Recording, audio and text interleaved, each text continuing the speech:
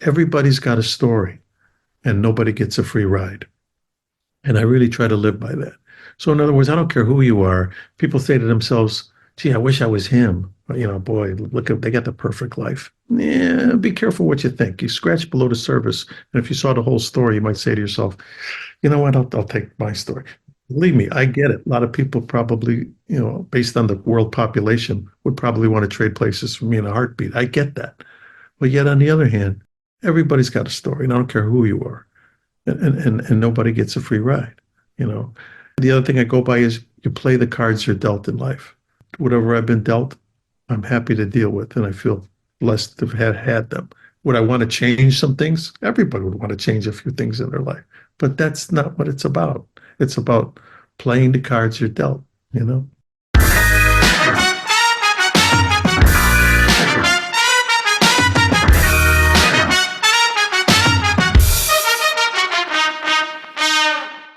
Welcome to the Funny in Failure podcast, a podcast that celebrates failure and shines the light on the emotional side of comedy, with yours truly, Michael Kahan.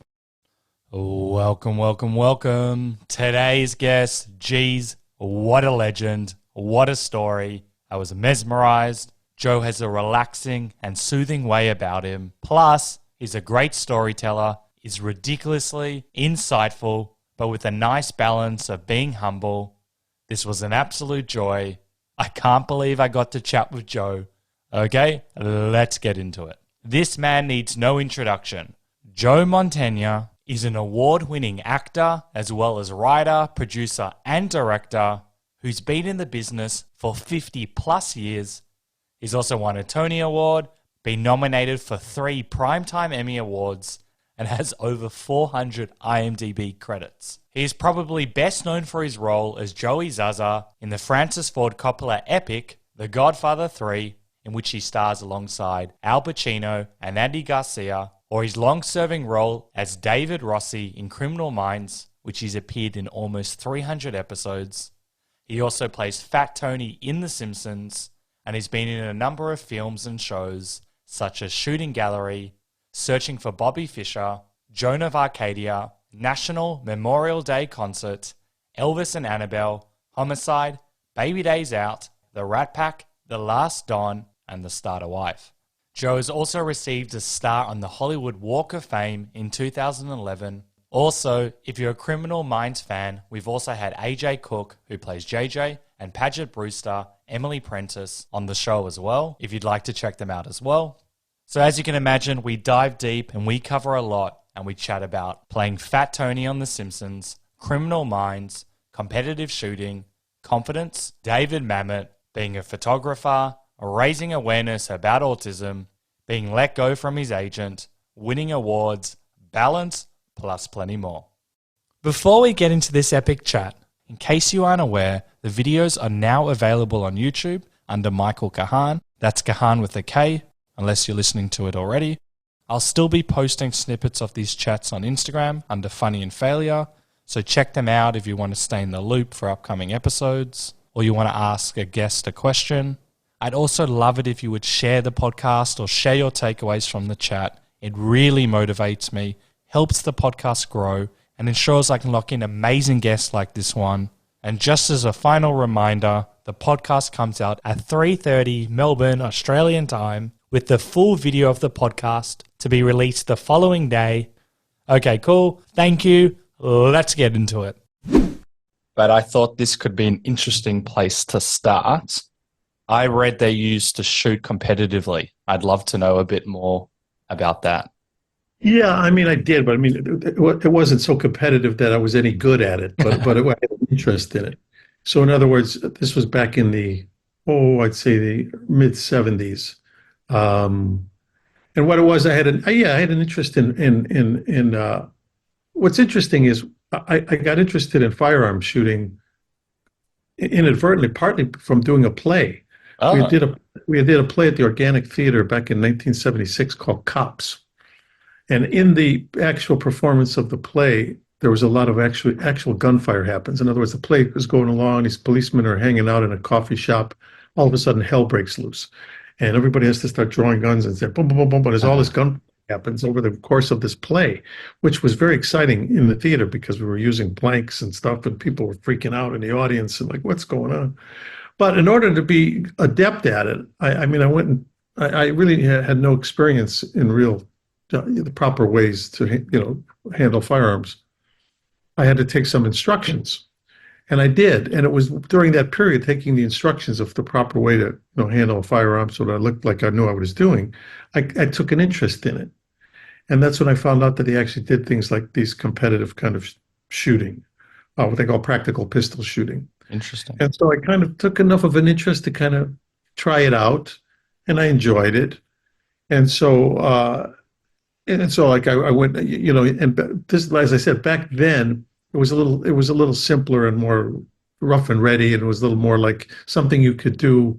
They had different classes of it. Now, I certainly wasn't in. I was in what they considered C class.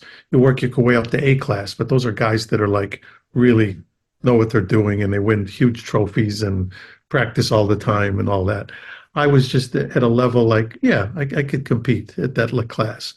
And what in those days, what you would often use is what they would call a Colt government model, Colt standard 45 ACP, the same kind of pistol. It's been around. John Browning invented in the early 1900s, and it's been around through World War I, World War II, Korea, everything. I mean, to this day it still exists. Okay. I mean, but the classic is the Colt. Many manufacturers make versions of it now. And 45 ACP is not such a popular round. It's more, everybody shoots 9mm more now as an international kind of a round. But back then, that's the way it was. And that kind of a firearm you could actually get at a fairly reasonable cost. Maybe it cost you a couple $100. And then if you wanted to really kind of take it seriously, you bought like a custom barrel that might cost you another $100, and then special sights and things like that. So in other words, if you devoted maybe $300 or $400 to it, you had as much of a top of the line kind of pistol for that kind of competition as you would need. It's so changed now that these guns cost thousands of dollars. Yeah, sure. They have all kinds of gizmos on them, and the guys who do it are guys that shoot 2,000 rounds a week. I mean, they practice, and so a lot of them are gunsmiths, or they have access. They load their own ammunition, so it's elevated to a different level. And I certainly know those kinds of guys, and I'm friends with them, and I've shot with them and all that. But the competition part of me went away very early. The only thing that still exists is I host a show for the last 13 gun stories, where we trace the history of historical firearms. And that's been interesting because it gives me an opportunity to shoot firearms, everything from bamboo sticks with black powder in them that the Chinese invented, to 50 cal, to cannons, to very unique oddities, things, because every nation in the world has some sort of firearm in their background. And so we haven't even scratched the surface of the kinds of things that shoot projectiles, and I've shot all of them. I've shot tons of them. So it's been kind of interesting for me to have that experience. Coming from an Australian, I'm very interested because we can't do any of that here. I heard. I have some very good friends in Australia, and they told me, these good friends in Perth, who told me that they passed that law and kind of made it a little trickier for all you guys to do that, which I think is a shame because, I mean, I'm not a political person, but I've been an independent my whole life, so it's got nothing to do with politics, but it has to do with our Second Amendment, which I think is just a very important amendment because it's the thing that assures us ability to have the First Amendment, which is the freedom of speech and the freedom of government by the people and for the people. You know what I mean? But that's a whole other argument. Yeah, I hear you. It's misused. I do understand how firearms get misused, but it's not the Second Amendment's fault. It's the individuals that obviously don't know what they're doing or don't care. Yeah, I hear you. And so from the gun side, I've done very minor shooting. And the first time that it was overseas, because I don't even know how you go about it here. It is a crazy experience, the power in the one hand. And I find it very intriguing that, as part of your craft of acting, that you just wanted, to do the best job that you could. So you went to go and learn about guns, and then you learn about all of this, and now you get a TV show. Isn't it kind of crazy how it works out? Just as an activity? Well, I mean, I think one thing led to the other. I think the people who conceived the show and who were into that kind of stuff, that the outdoor channel out here, I think they picked up somewhere somehow that I had that in my background.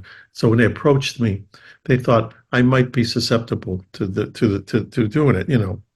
I had already been on Criminal Minds a couple of years at that point, and Okay. already been an actor many years.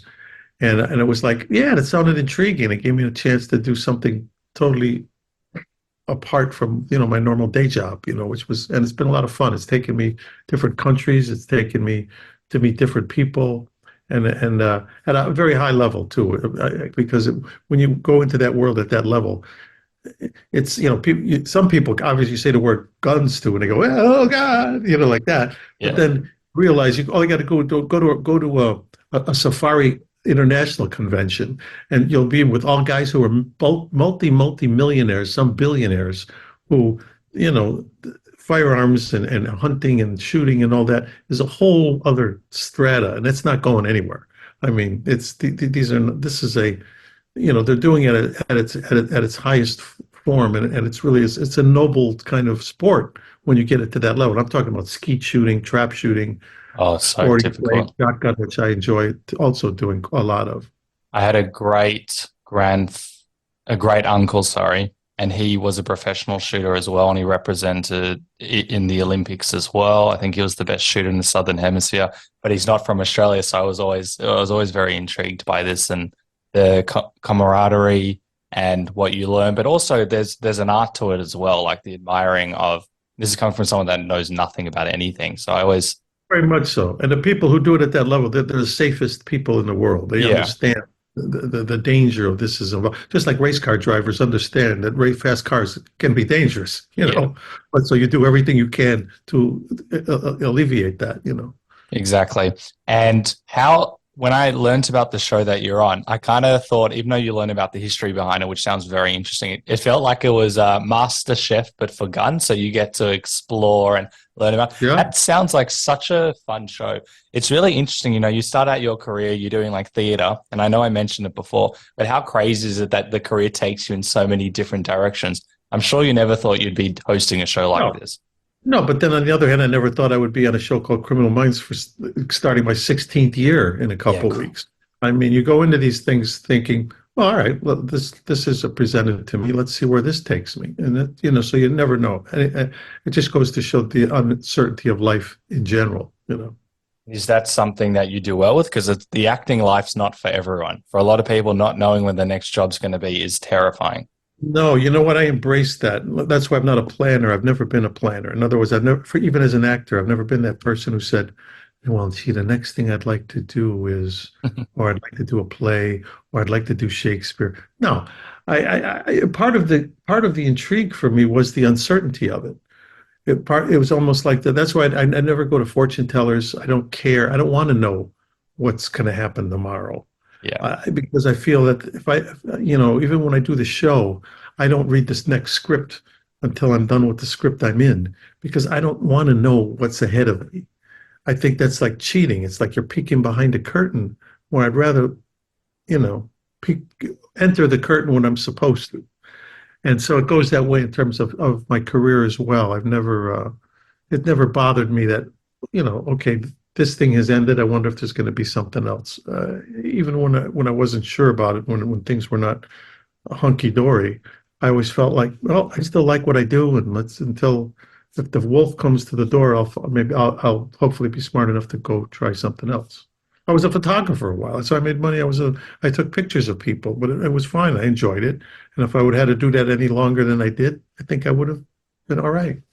You were a photographer, you did headshots, you're in a band, you did all of these things. But what I find and really interesting as well is that a lot of people like to control. And in an industry where you can't control, we've had most people are probably on this side where they're like, no, after 5 years, I need to do this. And then 10 years, I get my Tony. And then 15 years, I'll be nominated for an Emmy. And it doesn't work like that. Maybe like for 5 actors, it works. And Right. I still find that really intriguing how you kind of just go with the flow. So does it mean you're less attached and you're able to handle kind of the brutality of the industry a bit better than maybe your peers? Maybe, probably so. Because I never got to the point where I felt like, oh my God, I can't handle this. I can't take this anymore. It's partly the advice I even give young people or people when they ask me about it. I always say, take your job seriously when you have the job, but don't take the industry seriously at all.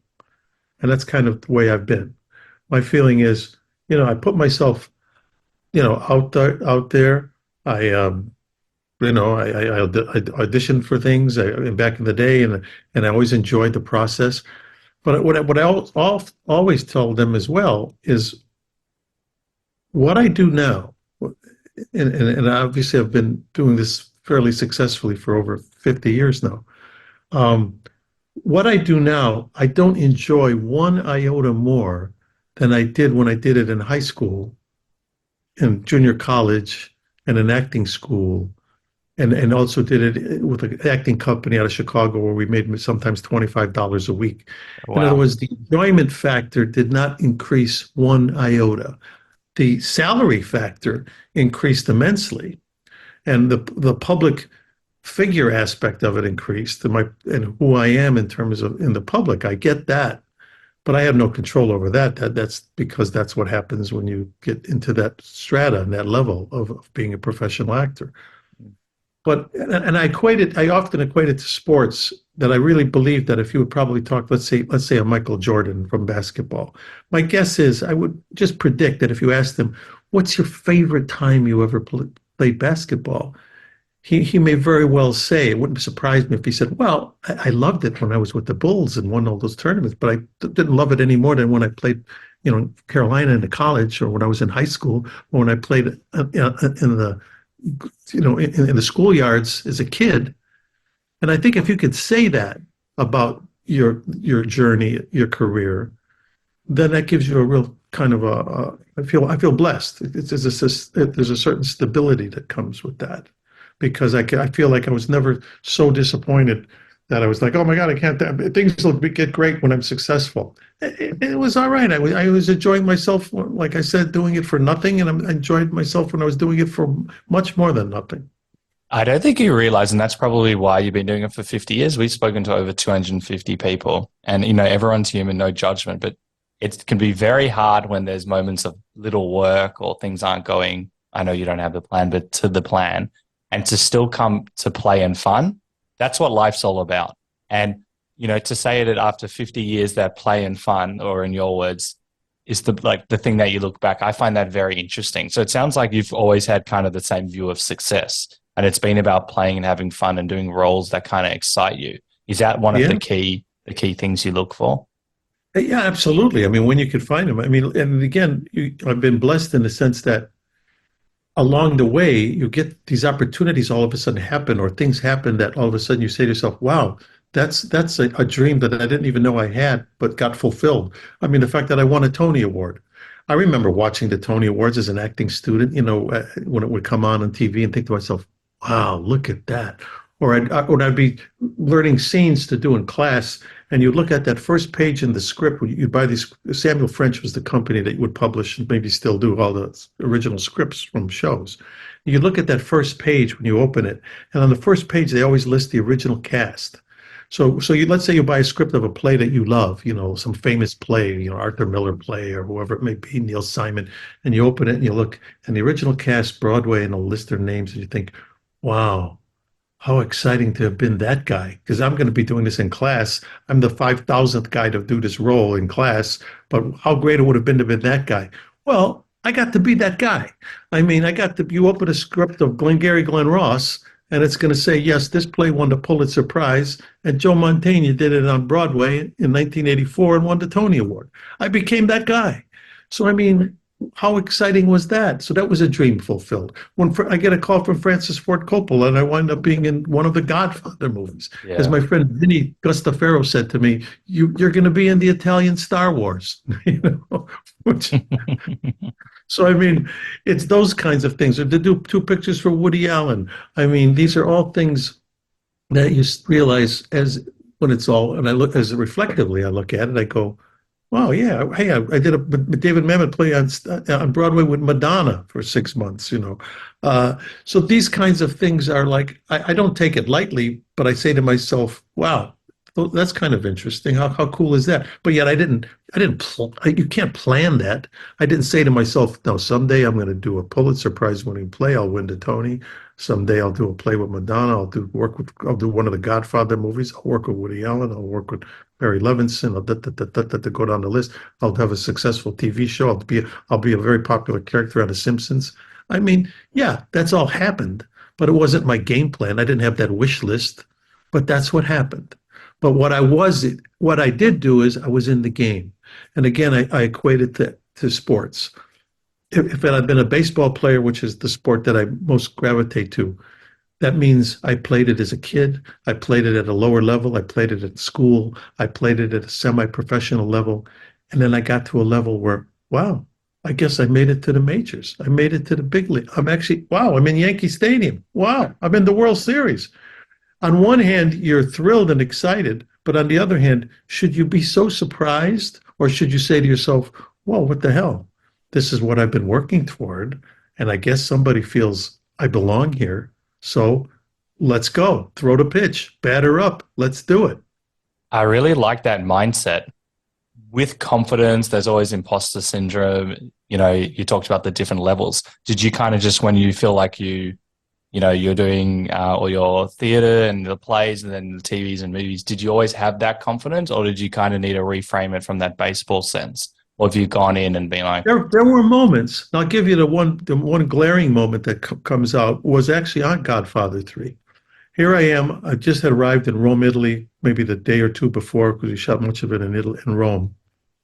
Yeah. So I'm on the sound stage. It's my first scene I'm going to do, and it was a big scene. My very first scene I was going to do was this major scene in the movie. I don't know if you're familiar, how familiar you are with the film, but there's a scene when I'm in there in this big conference with all these gangster mafia guys around a table, and my first scene is I have to start basically tearing down Al Pacino, who's standing now in front of me, as Michael Corleone. Now you have to understand those first two movies were huge in my life. I mean, the Godfather 1 and 2. So here I am, my first day of shooting. I'm in Italy. I'm about to do this character. And they're about to get ready to roll. And I can hear Francis Coppola's over here about saying, okay, roll sound. And going through my head is like, holy fuck. I'm about to do a scene from one of the Godfather movies. I'm about to talk to Michael Corleone, Al Pacino, and do this scene as this character. And I had that little tinge of like, oh my God, is this really happening? Do I deserve this? And then that's when that thing go through my head of like, wait a minute.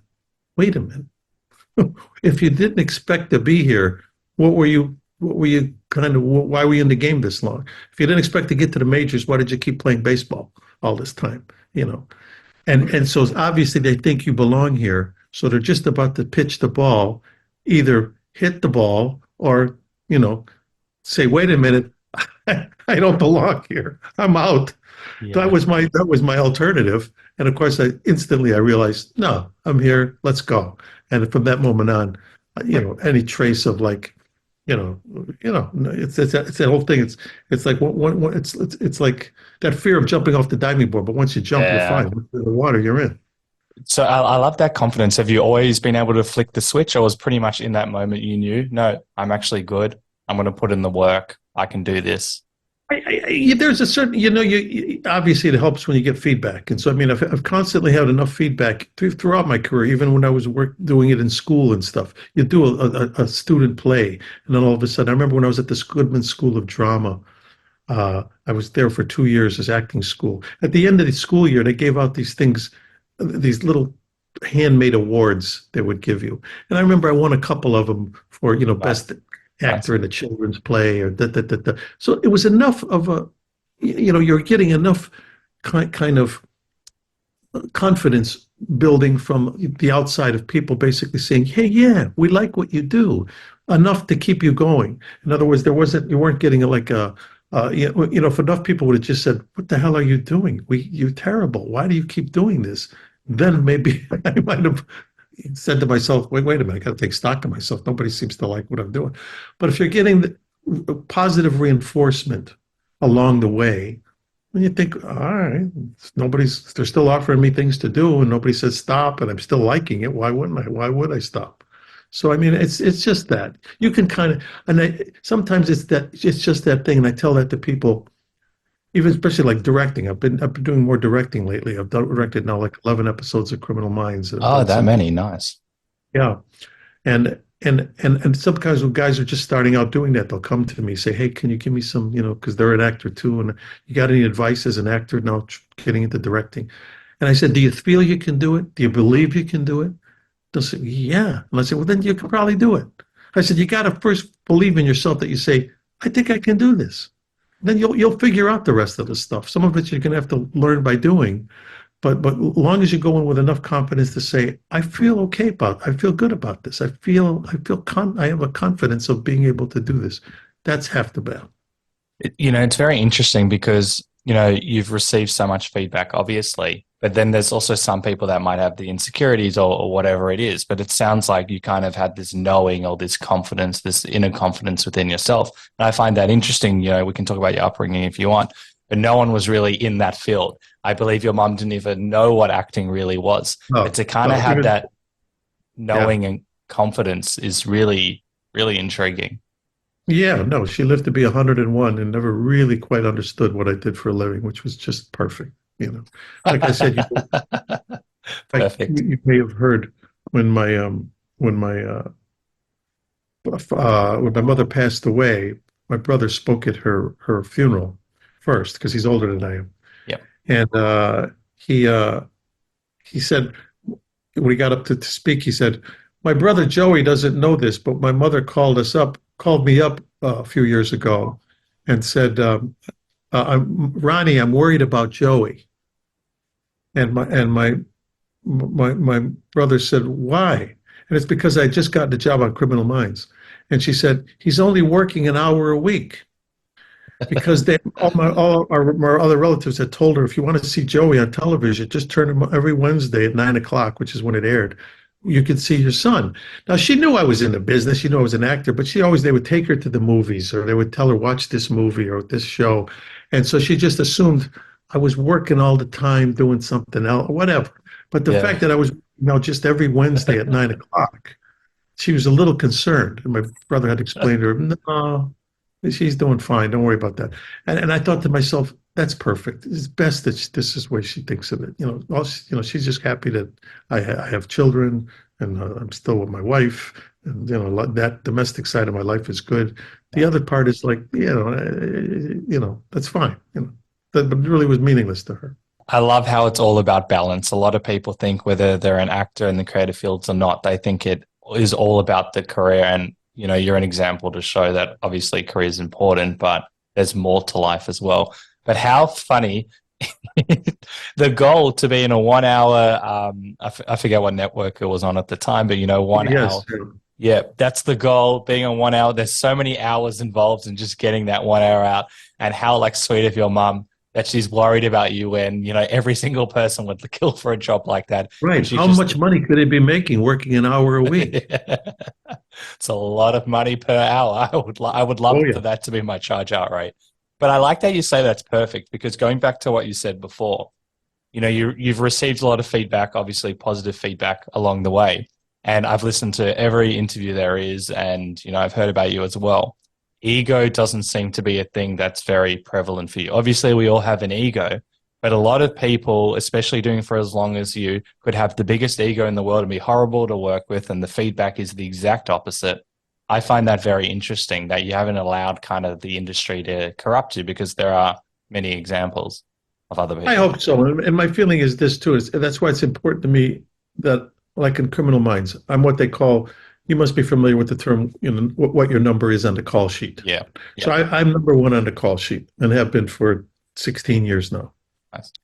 That's important to me, so than even the amount of the salary.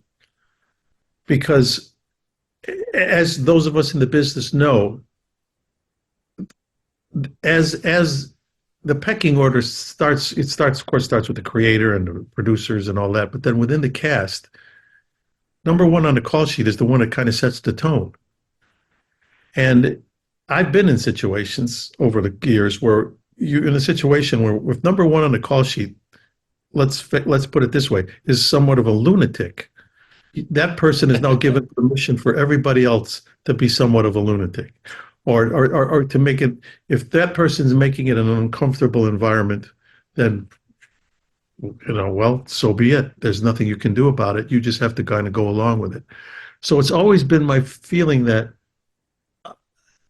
it's a responsibility. So if you're going to be that person, you have to set a tone that's able to say, look, if you want to go crazy, you're going to have to go crazy on my watch, because I'm going to hopefully set a tone that's going to make it very difficult for that to happen. And that's important to me. And I'd like to think that that's been the case. That, it doesn't get down to quality of something like good, better, best, and that doesn't matter. It's a difficult job. I mean, you're working sometimes 60 hours a week. Working hour drama is a tough business. It's the hardest job in Hollywood. I always said half-hour sitcoms is the easiest job in Hollywood, but hour drama is the toughest job in Hollywood. Yeah. And I've done both. So you want to make the environment as just as enjoyable as possible. And I'd like to think we've done that. I mean, this group I work with now, we all love each other. We constantly do threads with each other every day almost. So even when we're not working. So, I mean, and that's important, because the public is only seeing that hour. They watch the TV and they see that hour of Criminal Minds. They don't realize that we put in, 8 working days of 60-hour weeks making that happen. And so that's where the juice is, not that little bit that they've seen, that's this edited piece that's taken from those 8 days of labor. Yeah. So that I'd like to think that that's been more important to me than the success aspect of it, or how much money I make at it, or how popular I am. Let's just have a good time. The job's hard enough. Let's just all be able to say when we will go home every night, boy, am I happy to have this job. I love a great gratitude outlook, which is something you exemplify. And we've had AJ Cook, which I was telling you, which is JJ for the criminal fans, and Paget Brewster, Emily Prentice. But going back to number one on the call sheet, we've heard from all different examples, and I don't know if you've ever worked with this lady, Wendy McClendon Clovey, and she was saying that she was number one on the call sheet for the Goldbergs, and she emphasized very similar to you that this is, she's very grateful to be here. And it kind of like starts with her, because if the number one actor, as you said, is behaving badly, not only can it impact quality control, but it can also impact the creativity of everyone else. You want to go to an environment where the morale's high, because then I believe you can also bring out the best work. It's a safe environment. It could be a fun environment depending on it.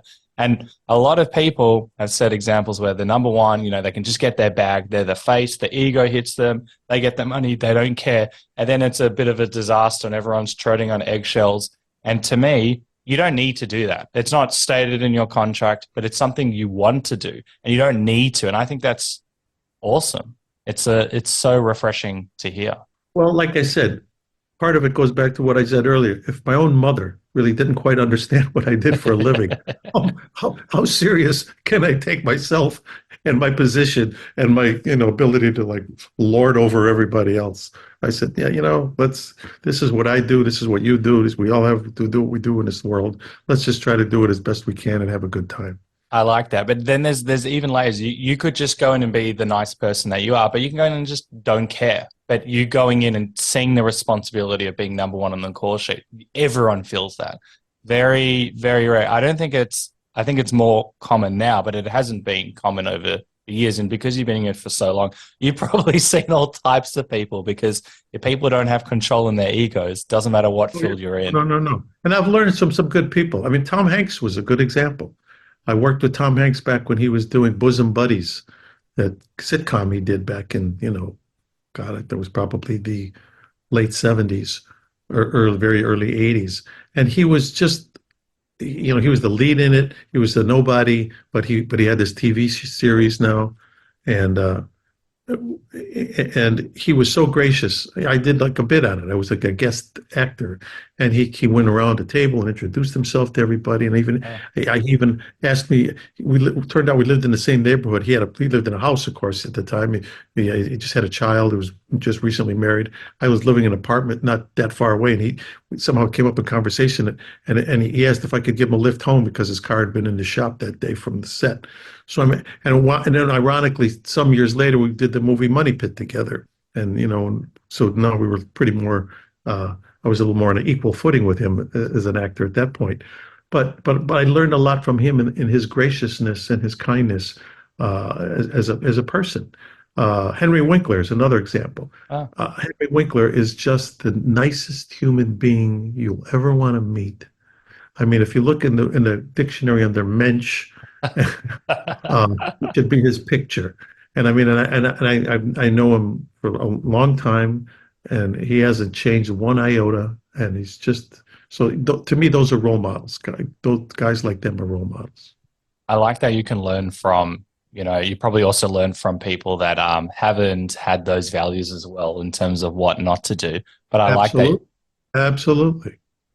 And those are the ones. Those are the ones later on when you'll see them bitching and moaning, saying, "I don't get it. My career. Why? What? It was so unfair. What happened? And it's too late to try to explain, or you don't need to explain. It's like some instances you even wonder how it lasted even as long as it did. Yeah. I'm sometimes amazed what some like producers will tolerate and think like, what really? You really need to accept that kind of behavior because you think this person is so special? I mean, no. Yeah, because there's a lot of people that can potentially do the performance in a different way. It might not be as good, but changes, as we said, the entire landscape of the project as well. Exactly. And I'm really interested, as you can probably gather, on the mindset, because you're talking about a gratitude outlook. There's probably other words we can add to it, but then the people that are bitching and moaning might not quite understand that they don't quite have what I would say a winning mindset, and just being in it, it's hard to get out of it. So learning from these people, has it helped you with your process, or is it more, I don't want to quite deal with this, it like redefines kind of your process, or is it more, I think you learn. I think you're constantly learning something. Look, I'm 76 years old. I mean, I'm not the youngest guy in the building. I've been doing this a long time. I hope to be doing it for a considerable amount longer. We'll see, But I'm always amazed, not necessarily amazed, but I'm always intrigued and kind of amused when something will occur that I'll say to myself, "Oh, wow, this is something I'm gonna, I've learned from this experience. This is something that will take me to, another place in terms of whatever that particular thing is." You know what I'm saying? So I'm saying you're never too old or too experienced to say to yourself, "Hey, I know it all." Yeah. It's fine.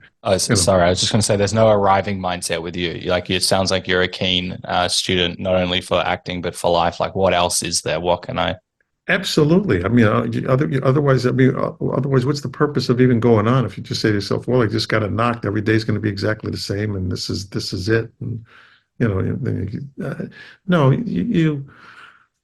like I say, I feel very blessed. I've been in a position where I have the ability to afford myself new experiences, whether it be travel, whether it be the kind of people I get to work with, the things I do. I know that's why before I even will start complaining about something, I'll say to myself, wait a minute, the thing I'm about to complain about is something to somebody else on the outside world might say that might be a dream to them. Like, in other words, I'll say, what?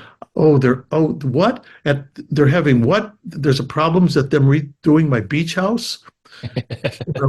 Things like that. Like, how dare they? How could this possibly be happening that the construction is 2 weeks behind on putting a deck in my beach house? Where I'm thinking, yeah, you got to be careful who you complained about that to.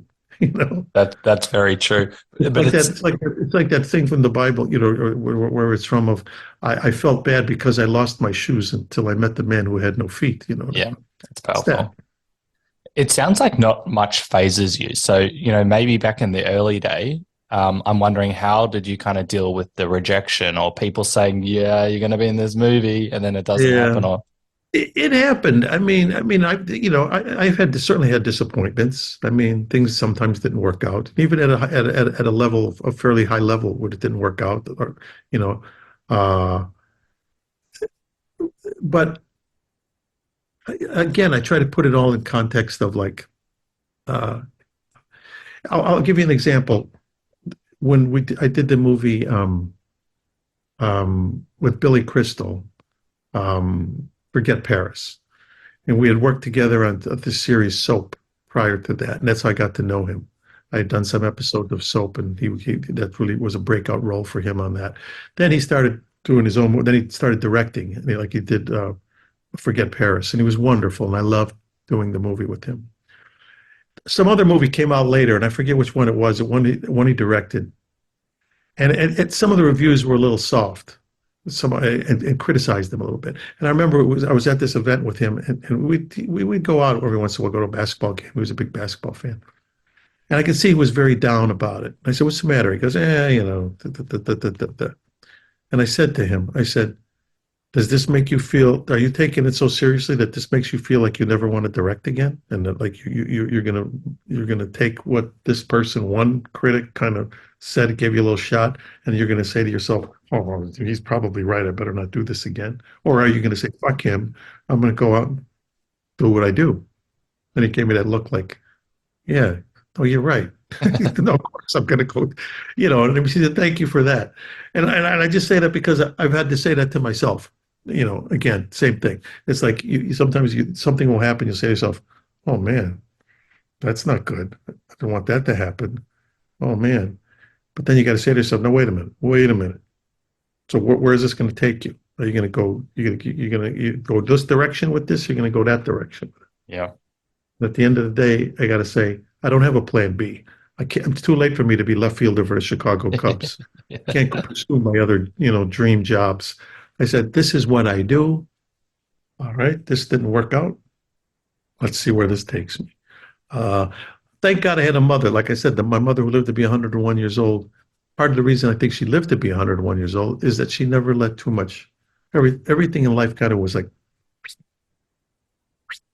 I mean, it would take something really of incredible importance to kind of make her kind of stop and take notice, because her feeling Forward. was love.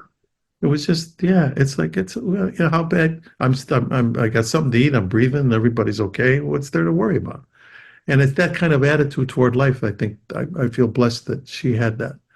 Uh, Yeah. uh, Hopefully I got some of that from her. I think you did. I want to talk about your mum in a sec, but going back to the reviews, and this is someone who, I get the odd comments. They don't bother me. I actually find it hilarious when someone writes a bad comment, but I realize that not everyone's wired like that, because also let's just say I get 100 nice messages about a podcast, for example, which is very nice, but then someone goes, "This was the worst interview ever," something like that. They listened to the interview for the whole hour or the hour and a half, whatever it is. They went out of their way and listened and then wrote the feedback. I'm like, they're the ones that suffer, not me. But anyway, in the theater world, for example, I know I'm not in that world, but I believe reviews have more weight than maybe a movie review.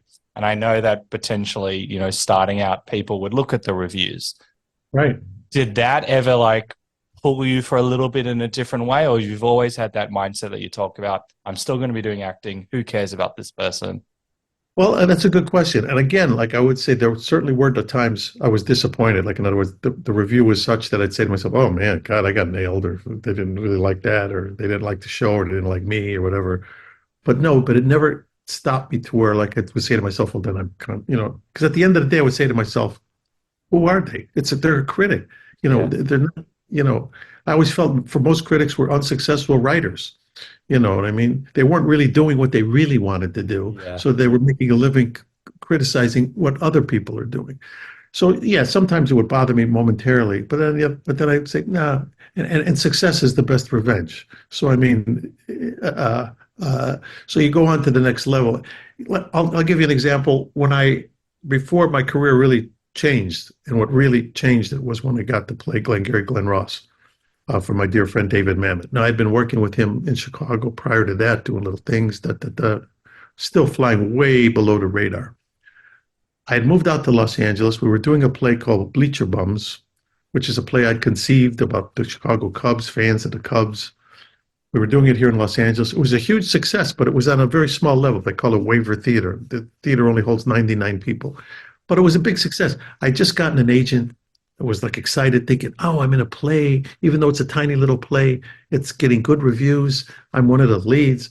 The agents come and see it. The one agent was this new agent with the agency, a woman, because they had just expanded the agency. She calls me in the next day after seeing the play, and I'm thinking, "This is great." She's calling me in to see me because, now she's going to start really helping me. They called me in. She called me in to tell me, "You know what? I saw the play. Really didn't do anything for me, and to tell you the truth, we really don't know what to do with you. So we're going to just have to let you go." Wow. So she had called me in to drop me as a client. And I was devastated because I thought the exact opposite of what I thought was going to be said to me happened. And now I was out without an agent. And it was like, but yet I felt so good about the play and all that and what I was doing. At least I thought I left with some dignity in the sense of like, okay, if that's it, that's how you feel. What can I do? But I was pissed. Yeah. Now, as it turned out, other agents came and saw the play too for some of the other actors. And one of those other agents liked what I was doing and liked the play and asked me to go with them, which I did. Okay, so now I switched. I got dropped by the one. I joined the other agency. Within about a year later, as I got the opportunity my dear friend David Mamet calls me, you want to try this play out? We're going to go to Broadway. Jump cut. The play opens in New York. The play wins the Pulitzer Prize. I win the Tony Award. All right, I'm on Broadway. I get a car. Somebody, the doorman, somewhere halfway through the run, drops in my room, says somebody left this note for you, and it was a note from that agent who fired me. Wow. And she was in the audience, but of course, she was too afraid to come backstage and see me to my face. But she sent a card back saying, "Dear Joe, just wanted you to know that decision that I made 3 years ago was the worst decision I've made in my career. Congratulations." And I thought, all right. Wow. I ripped it up and threw it away and said, "Yeah, okay, well, there you go." I like how you threw it away. That's the success is the best revenge type of attitude. I didn't even want to, my feeling was, it's okay, but I didn't even want to dwell on it. It was like, because I just felt it was just, if she didn't have the wherewithal or talent to kind of, at that time, Yeah, of course. to see it, it's like I couldn't take anything she said seriously. I, So it was I, like, well, at least I thought, okay, but that's, I guess, I won that one, I It's lost the first one. I lost the battle, but won the war. I like that, but also something like that, which is so bizarre, called you in you recently. Anyway, you could be so angry, and obviously, you mentioned that you were, but you could be bitter for life.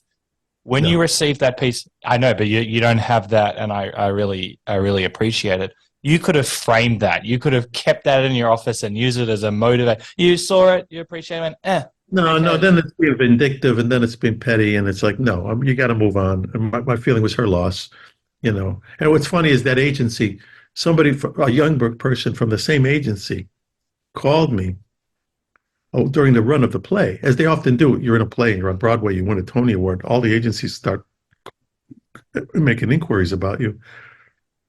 This young agent called me at the theater saying, with the agency was called Writers and Artists. He goes, "I'm with Writers and Artists, and we know you. We're just calling to see you, make an inquiry that you might be interested in, switching whoever you're with as an agency to come with us." And I was very gentle. I said, "I'm not going to put it on you, young man, but I was with your agency, and I was let go by your agency a few years ago. So no, I'm not really interested in going back." And he was like, "Oh my God, oh well, geez, Mr. Mantegna, I'm very sorry." I said, "No, I'm not. I didn't mean to. I don't want you to feel bad, but I just want to let you know that no, I'm not coming back with the agency is not in the cards." So that's integrity there, and there's two examples that spring to mind. I'll come back to what I'm about to say, but sometimes they love you when you're hot, and when you're not, they discard you, and those are not people to surround yourself with. So you learned that fairly early on, which is great. Right. Exactly right. Then an example with me, and we'll see, you talk about success is the best revenge. I have a screenplay, and I got offered a TV developmental deal. This is going to be my first screenplay. This is only a few months ago. So excited. I'm not upset by this, just so everyone knows. And my big break, I'm already thinking I'm going to get Netflix. I've written my TV Bible, all of this. I meet this team. I'll keep it vague because I don't want any of it to come back. And, you know, it's going, okay. Then the relationship's dropping. There's kind of like name calling, you seeing behavior traits towards other people. And you're like, whoa, if you're going to speak to other people like that, then how are you going to speak to me? Anyway, realized weren't in alignment, let's just put it that way. And there was a lot of like talk, but not a lot of action. And I'm new, so I don't really see all the red flags. I'm very grateful for this experience. And then pretty much when it ended, I got an email saying like, we didn't even believe in you. We only did this. And I just found that so funny because obviously at some level you did. I know that this script is good, but to send the half a page, 3/4 of a page saying, we don't believe in you. We don't wish you success. I never raised my voice. I never got rude. I always spoke with, I believe, high integrity. No, you did the right thing. Yeah, take the high road. Exactly. But I just found that I'm like, oh, thank God. I can't work with someone like that. And I'm really proud of how I showed up. And, you know, I also had a lawyer and my dad was kind of mentoring me. And they also said, you know, you came with high integrity. It's very hard when people are speaking to you that way. But it's when I've told other people that story, they're like, why didn't you do this or say this or do this? I'm like, what's the point? They've got their own stuff. I don't need to drain my energy. But yeah, I forget how we get onto that. But it's, you know, you would have had a few people in your career maybe do that, or agents, you know, especially with your Tony, actually. I think at 15 years you'd been doing it, and then you get your Tony, and now everyone's like, you are the best thing, we saw this, but you're like, where were you kind of before? Yeah, you're nodding. Well, I even said it at the night I won the Tony Awards. They have a party afterwards, and somebody in the press came up to me and said, so what's it feel like to win a Tony Award? I said, you know what? It feels like winning the lottery, but I've been buying tickets for 15 years. Yeah, wow. Meaning I put in the time. You know, it's not like I paid my dues. And that moment when you received it, could you put it into perspective, or you're like, holy moly? What was kind of the thought? Because 15 years is, you know, you're. It was. I was prepared. I didn't think it was going to happen. I mean, I was prepared for it not to happen because, first of all, the odds are 5-1 or whatever it is. The other guys that are also nominated for the thing. That's why for me the nomination was probably more exciting than winning it. Oh, nice. Because it's that thing of being told, yeah, you're one of those people. You know what I mean? So in other words, because the way you find out, I don't know how they do it now. We were living in my wife and I were staying with a friend in New York, just staying in their spare bedroom because we got to New York. We didn't know the play was going to be a success or not, and we were I didn't sublet an apartment or nothing. We just, you know, took this person's room thinking, well, let's just see if the play works as a success. So the play opened, got good enough reviews, and it looked like it's going to run for a while. Then the doorbell rang the day that the Tony nominations came out. And it was like a 5-floor walk up. And I remember going downstairs or buzzing the guy in. And the guy came up the stairs, upstairs, knocked on the door. And it's a gentleman, a young man with a shopping bag, a little shopping bag. And on the shopping bag is a symbol from the American Theater Wing, which is a visual copy of the Tony. And he hands it to me. And inside is a little scroll. And he said, congratulations, you've just been nominated by the Antoinette Perry Awards, you know, and that's how you find out you were nominated for a Tony Award. Wow. And that moment I'll never forget, because that choked me up more, and it startled me more than winning it, because at least in winning it, I knew I had a 5-1 shot, you know, but being nominated, it didn't even occur to me. I just was doing a play like I'd done many other plays over 15 years. And you just think, okay, let's just see what's going to happen. How does your life change after that? Well, ultimately it changed tremendously. And it was the best possible scenario, because it's more than just winning the award. The award, it's fine. It's nice. It's wonderful. I'm not downgrading that aspect of it. Mm. But what made it special was we opened, I think, it might have been like March of that year, let's say. The Tony Awards were like in May. I win that award. I'm still doing the play, and I do the play for almost a year solid. That means, and the show had won the Pulitzer Prize. So now I am performing in the Pulitzer Prize winning play, being the Tony Award winner in that cast. Now, not everybody who's won a Tony Award is still even doing the play. They won a Tony Award for a play they did a year ago, 2 years ago, or not 2 years ago, but you know what I'm saying. They won it. The play's already long gone. Yeah. I'm able to now still do that performance every night. So now Francis Ford Coppola sees it. Woody Allen sees it. Barry Levin sees it. Every director in the world sees it. I start getting the movie offers like to play. You know, all of a sudden my career, I'm getting lined up with stuff from here to Cleveland because I have the best possible showcase for myself now because I'm actually doing the role that I've gotten this acclaim for. So I couldn't have written a better script for myself for that year, you know, because it was like it allowed me to do everything else I did beyond that, you know, that gate. So that's what that did.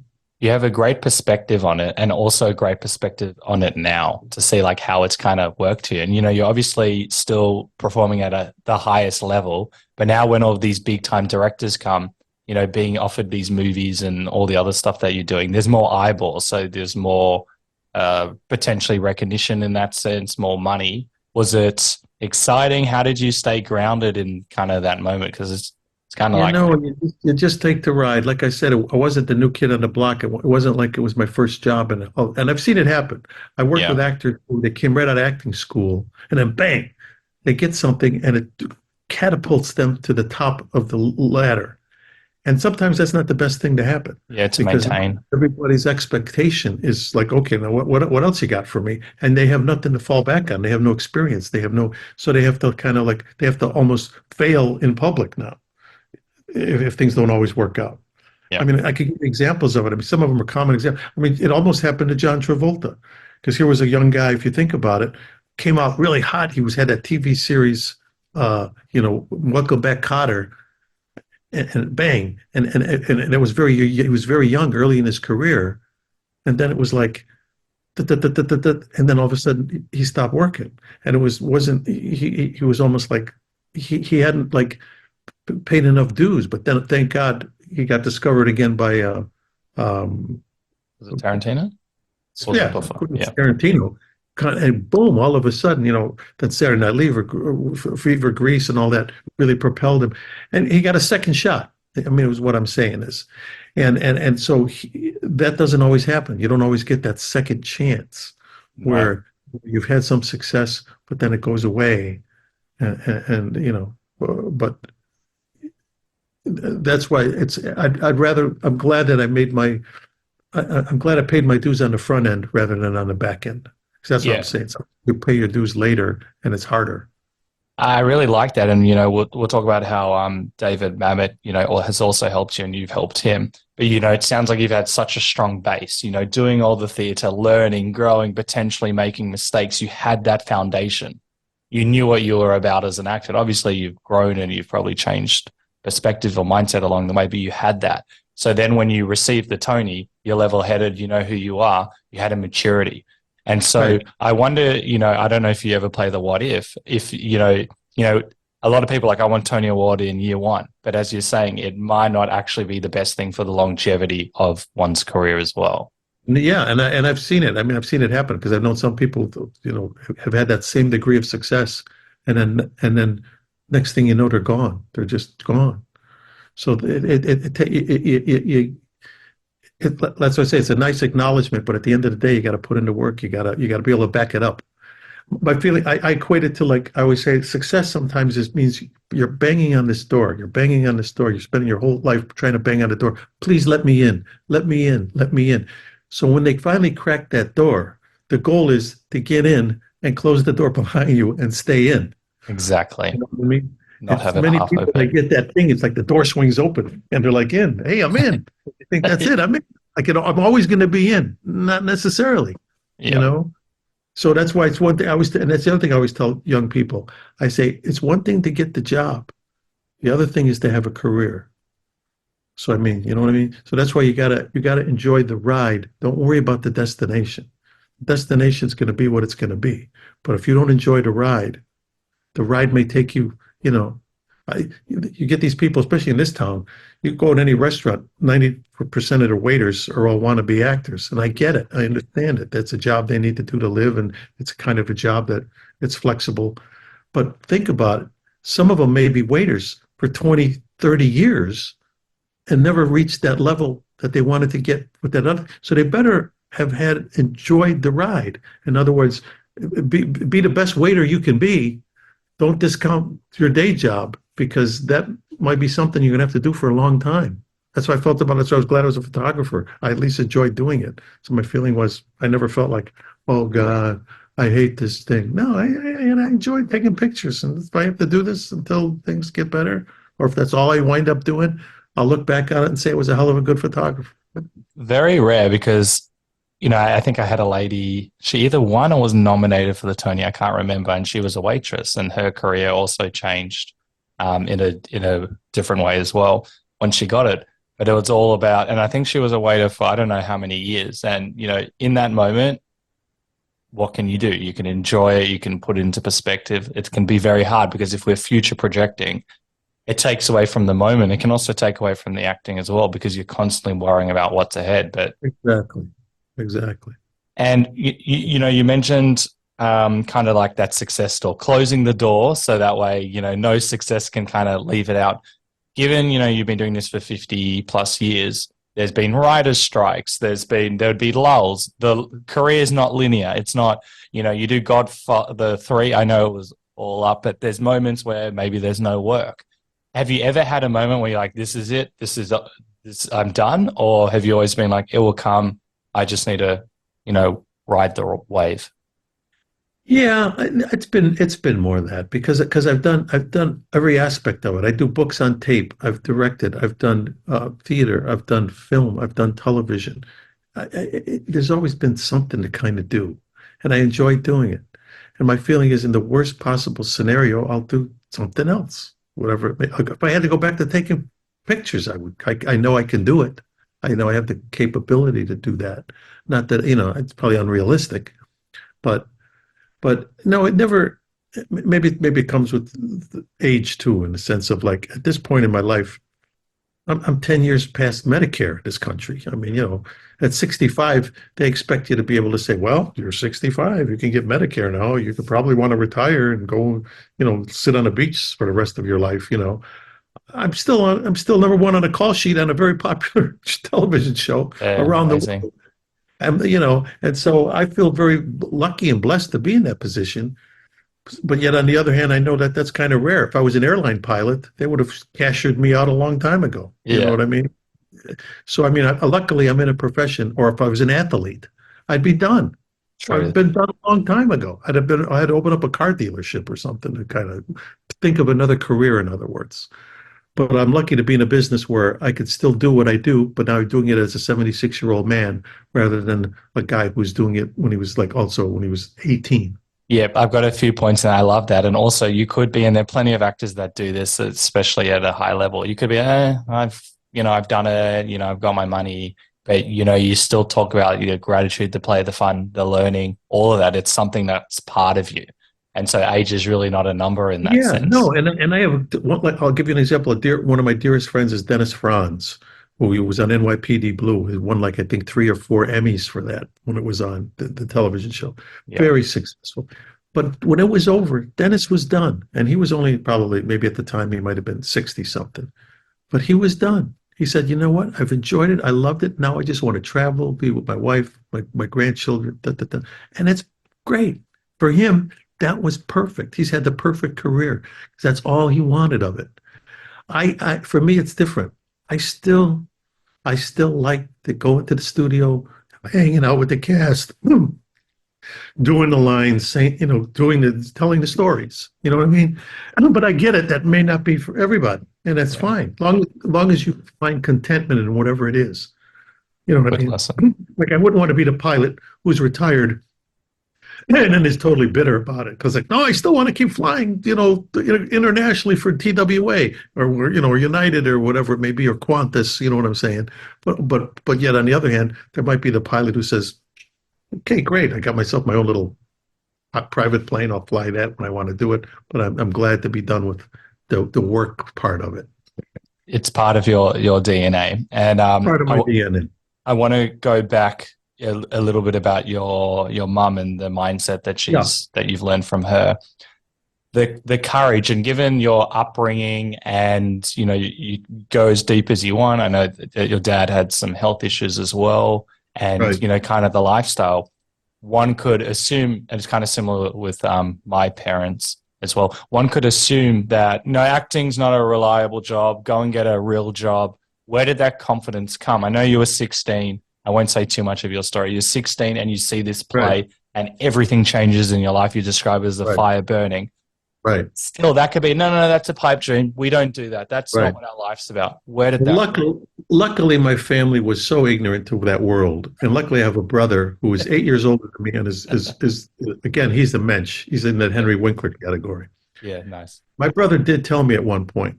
I think this was fairly early in my career. Even asked him. I think I asked him. I said, Ronnie, they never said anything to me about my pursuit of being an actor. They never brought it up. They never. I said, did they ever talk to you about it? And he said, actually, they did at one time. He said, when it looked like you were going to kind of keep, you were doing it in high school and then you went to acting school. And they asked my brother, they said, should we say something to Joey? I mean, because being an actor, I mean, is that really like a job? Is that a career to pursue? I mean, shouldn't he? And my brother, in his wisdom, said to them, he said, look, Joey's smart enough that if it's a total bust, if he realizes this is like crazy and he can't make a living at it, he's not going to like become homeless and go crazy and feel like he's a failure. He'll move on to something else. And I think they were relieved to hear that. They were like, okay, then we don't have to say anything. And it was like, no, you don't have to say anything. Nice. And so that was never mentioned, never brought up again. And it's because I think I might as well have told them I wanted to be an astronaut or a Martian. I mean, it was something they couldn't comprehend. So it'd be like, all right, well, let's just see what. Then my father passed away fairly early on. I mean, I would just got my first job, my first professional job was to play Hair in 1969. And he passed while I was still doing that play. So he never really got to see any of my real success, but he did get to see me start as a professional within that world. So at least he got to see that. But he had so many medical issues and stuff in his own life, and that it was fine. He didn't have the kind of attitude of life that my mother had of the like not that my dad was kind of like he had just had a lot on his mind, and I think he was just bitter about of it. He was an alcoholic. They had to be cured of that. And I think because he was bitter over his health, he'd only had part of one lung. He had tuberculosis as a young man. He lost his two older brothers, died from it. So I mean, I just think he was.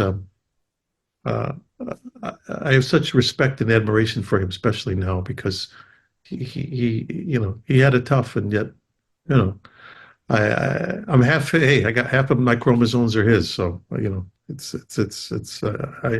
value that. It's also, we all have at various degrees, and we can always blame our parents for some stuff. But for you to be able to go, you know what, may have not been perfect. No one's perfect. He had his own stuff. I recognize it. It was challenging in some regards. But hey, I learned a lot. There's some really positive stuff that I can take. That's Absolutely. how it should be done. Absolutely. 'Cause, Absolutely. parents try best. I'm not a parent, but we all make mistakes in some regards, and still love. Yeah. No, but thank God for them. I mean, without them, there wouldn't be me. I wouldn't be here. So, I mean, I think about children. I talk to my wife and I'll even say, do you realize we created them? I mean, they wouldn't be here had we not been together. You know what I mean? So it's like, it's that whole phenomenon of like, but that's life. That's the whole world. That's the animals, the people, everything. It's everything. I agree. And also credit to your mum. It's very hard having a spouse, perhaps not in the similar mindset to her, and to still have moving forward. I feel like, we spoke about it at the start, but I feel like just her, coming from love, there's obviously a lot of stuff going on. that would be such an important, not even a reminder, just a way of being, that despite all that's going on, there would have been other stuff as well, that just let's move forward. And it sounds like you could still process the emotions and move forward. It's not we're just sweeping it under the rug. We feel No, it, but we move forward.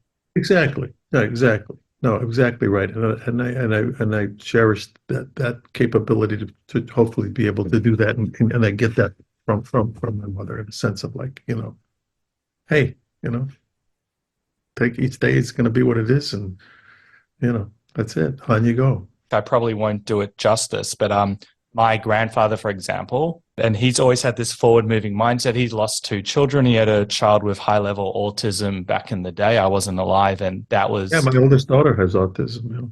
exactly. And I'd love to know. I know we won't have justice to go through it, but for him, very challenging, non-verbal, a lot of challenges, especially in those times. No one knew what autism was, and Mhm.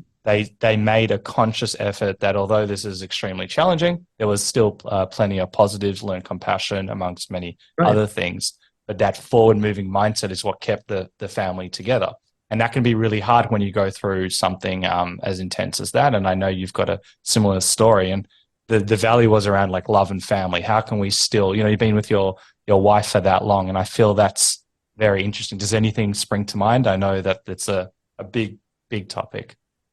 Well, it's just that. I mean, I do feel blessed that I have a partner that we've been together we've known each other since even high school, 8 years. We weren't a couple then, but we knew who we each were. We both did theater in that district-wide school thing that at the time. So we knew who each other were. And then when we both got cast in that play Hair, and that's what brought us together. It was like, wow, hey, I remember you from high school. So it was her first professional job and mine. Now, as it turned out, she really didn't pursue it beyond that, being an actress. But she's done so many other things. She's opened, she's a successful restaurant, this, that, and the other.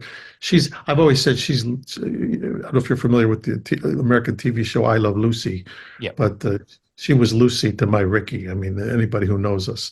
I mean, she's like, she always makes, the people will say, God, Arlene doesn't walk in my shadow. She's the light. I mean, really. I mean, she's got all the personalities and drive. She really stirs the drink. And then having, especially like with our daughters, my oldest daughter having autism is now 37 years old and still lives with us. But and because it's a woman, because it's a daughter as opposed to a son, it even makes my wife's responsibility even greater. You know what I mean? Yeah. Because there's certain things only a mother-daughter can relate to as opposed to a father and daughter. So I feel very blessed to have that in my life. But yes, and the other thing I always tell people is this. I go by a couple phrases that always ring in my head. One of them is, everybody's got a story and nobody gets a free ride. And I really try to live by that. So in other words, I don't care who you are. People say to themselves, gee, I wish I was him. Boy, look, they got the perfect life. Yeah, be careful what you think. You scratch below the surface. And if you saw the whole story, you might say to yourself, you know what, I'll take my story. Believe me, I get it. A lot of people probably, based on the world population, would probably want to trade places for me in a heartbeat. I get that. But yet, on the other hand, everybody's got a story, and I don't care who you are, and nobody gets a free ride, And and the other thing I go by is you play the cards you're dealt in life, and I've been whatever I've been dealt, I'm happy to deal with, and I feel blessed to have had them. Would I want to change some things? Everybody would want to change a few things in their life, but that's not what it's about. It's about playing the cards you're dealt. Yeah. It's a great perspective, and it adds more, or to me, it adds to your story in that, you actually feel the gratitude and you can move forward. Last thing on that. Yeah. It's one thing to go through regardless, whenever we go through something, we don't necessarily, it can be hard to, vocalize it. But you've gone up and beyond, you've kind of been an advocate in this space. Why have you decided to, talk about your challenges, the highs and the lows, and actually... I'll tell you why. If one person benefits from it, then it's worth it. And where I learned it was actually during the Godfather time. The Godfather movie was about to come out, That's around the same time as when we discovered my daughter had autism. She was 2.5 years old. We were living in New York at the time, and that's when she was diagnosed. We knew something was a little off, and she was diagnosed. So now I finished the movie The Godfather. It's getting ready to come out. I think it was Time Magazine called me to do an interview. Somehow we hadn't been open about. I mean, it's not because you don't go all of a sudden you find out your daughter has this thing. It's not like you all of a sudden take an ad out in a newspaper. Oh, by the way, I have a daughter with autism. But for whatever reason, this person from Time Magazine, because they do a lot of research, this, that, and the other, maybe they found out, who knows how they found out, but it came to their attention. They said, they're asking me all these questions about the experience on The Godfather, which I get it, as I'm telling them. Then they brought it up. They said, now, it came to our attention that you have a daughter that's been recently diagnosed with autism. You know, in New York, anybody, a doctor, a nurse could have said something to somebody. Who knows? And all of a sudden I realized, oh my God, I'm talking to Time Magazine, and this person has asked me about my daughter who has autism that is not public knowledge. And so they said, there was a woman who was very kind and very respectful. She said, would you mind talking about that at all? And if not, that's fine. And I had to think about that for a second. And I thought, it was one of those things, kind of what we alluded to earlier about, does something affect you at that moment? And I thought to myself, if I say, no, I don't want to talk about it, I'm now negating my daughter's existence in a way. Wow. And then I thought to myself, this is where it begins. I'm in a very public profession. It's not like I'm going to keep this under wraps for the rest of her life. We're on this new path now. This woman, obviously, she knows about it. So it means other people already know about it. So what path am I going to take? So then I said to myself at that moment, no, yeah, okay, sure, let's talk about it. And there wasn't much to talk about because I basically had to tell her, look, we just discovered it. We realized there was something. I said we'd sometimes be in a grocery store. My daughter would start screaming and yelling, and people would look at me like we were bad parents. And I wanted to shake them and say, "No, my daughter has autism." And I said, those are the things that we had to deal with. And I say we're going to deal with it, and blah blah blah blah. So she said, "Thank you." The article came out. She briefly mentioned, what I said. I got a few letters from people. And I'll never forget the one letter I got from a woman who said, I want to thank you so much for you being open and talking about your daughter and your experience, because we thought it doesn't happen to people like you. And we have a daughter. When you talked about your daughter screaming in a grocery store and people looking at you like you're a bad parent, we know exactly what that's like. We've had that happen. And to hear that you have experienced it and now have addressed it and put it out there so that other people know. She says, I don't have that voice. I can't tell the world, hey, this happens. We got to deal with it. And that's when I realized, okay, I will never, try to hide Mia's thing from anybody. If you want to know about it, we'll talk about it. But I'm also not going to put it on a banner and walk around and say, hey, by the way, you know what I mean? Yeah, you changed the world with the way that you've approached it. Like this is when sometimes I'm asked, what's it like to have a child with autism? I say, I don't know what it's like not to have a child with autism. So that's my family. So, so that's that. So that's all. Nice. Thank you for sharing that. We're going to do a very quick rapid fire segment to wrap up the podcast. I got a lot of fan questions. All right. What's the best part of playing Fat Tony? Oh God. I think that one of the best parts of it is I get to use the voice of one of my dearest relatives, which was my Uncle Willie, my mother's brother. And he was so close in my life. After my dad died, he was a big part of my life. And he talked like this. And that was his voice. So I purposely used his voice as the voice of Fat Tony. And I'm so glad that I chose that and that it's worked out, because every time I do it, it just reminds me of him. And it's my homage to a man who is so important in my life. So that's probably the best part of it. And I just love, it's my longest running character. I've been doing it over 30 years and I love doing it. Wild. And any storyline that springs to mind that your favorite, and why is it milking rats? That was the funniest Oh, story. yeah. It's so funny. People will always bring, I've done so many episodes that people bring certain ones up, and of course they know them better than I do. So they'll start talking lines, and I'll go, yeah, okay. I don't really quite remember saying that, but like one popular one is, I don't get mad, I get stabby, stuff like that. But the first one, of course, is very memorable because it introduced the character, and so that set the tone. And the fact that it kind of resonated enough for them to want to bring the character again and again, I love that, and I feel very good about that. Amazing. And did you ever expect to get a call from Criminal Minds and that you'd be doing it for this long? No, again, like I say, you get these calls, and I tell other people that too in the business. I say, look, you can get a call that can change your life. So when I got that call saying, "Hey, look, there's a show, Criminal Minds," I hadn't even seen an episode at that point. It'd been on for 2 seasons, but I didn't watch it. It wasn't one of the shows I watched. But one of my closest friends, Mishak Taylor, it was his favorite show, and he used to talk to me about it. Uh, and ultimately, I got him on the show later, and he did a whole arc on the show because as my homage to him to get him involved on it. But when I got the offer, I thought, wow, this is Mishak's favorite show. I got to check this out. And I looked at some of the episodes, and I liked what I saw. I liked the ensemble.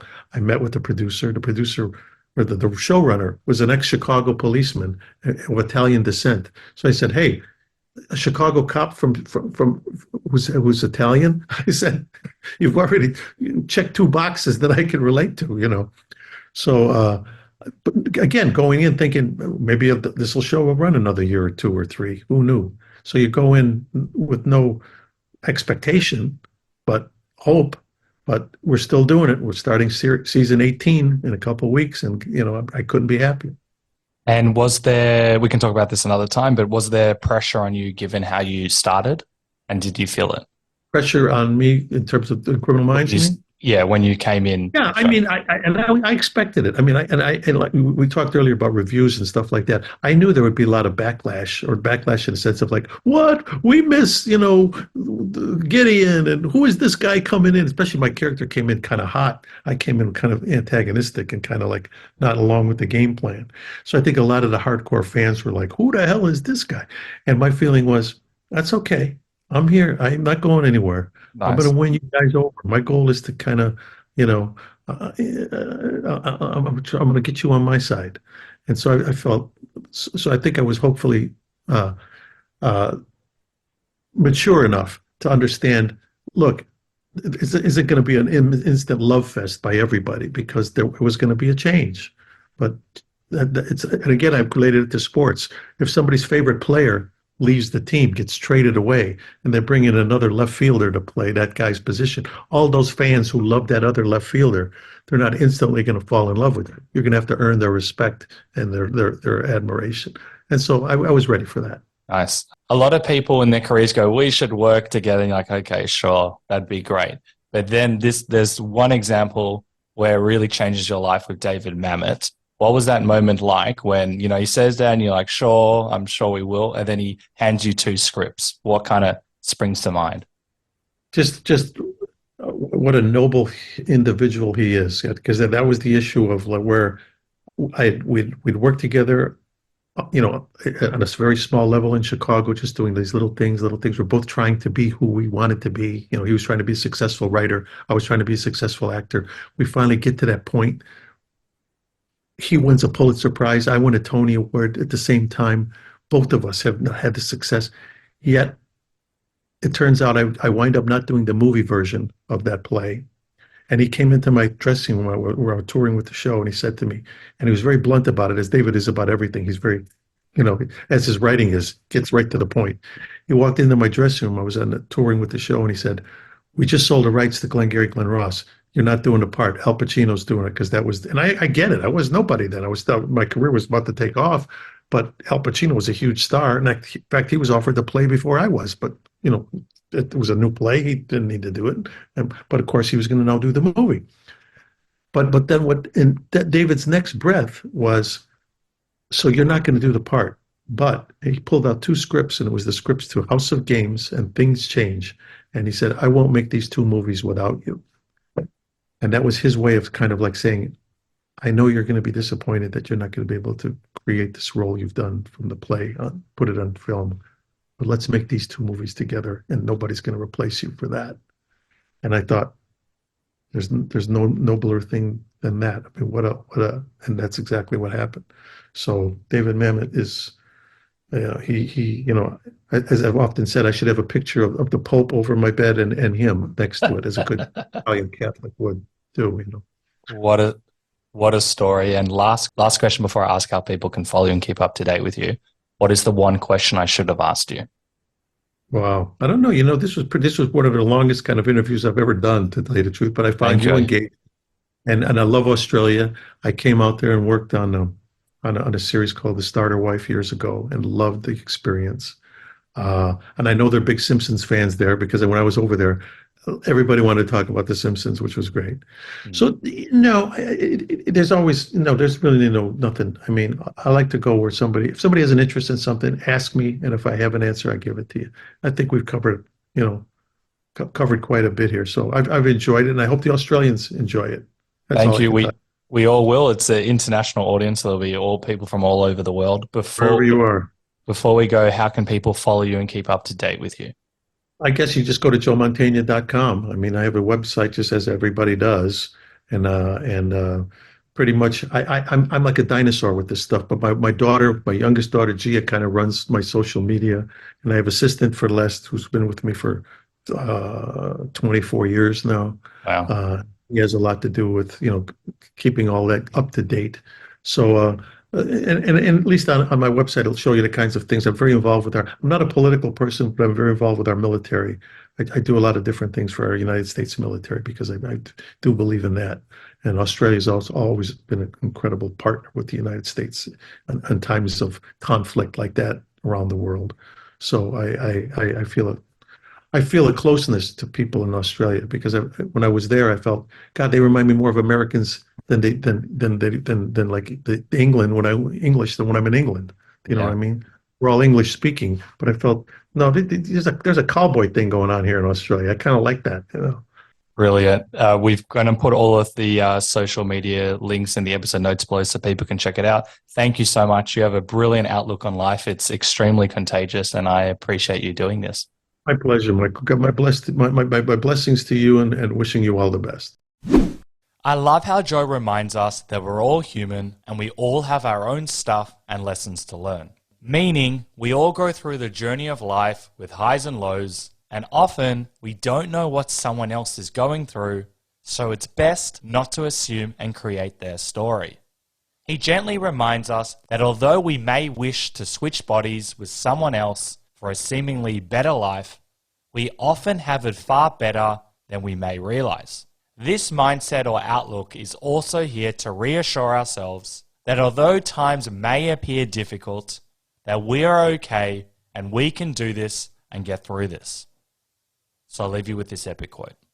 We don't want to live someone else's life. You and I were not put on this earth to live someone else's life. We weren't born to fulfill someone else's dreams instead of our own, or to accomplish the goals someone else thinks important instead of the ones that make our hearts sing. Lisa E. Betts. Thank you for listening to the Funny and Failure podcast, exploring the deeper side of comedy.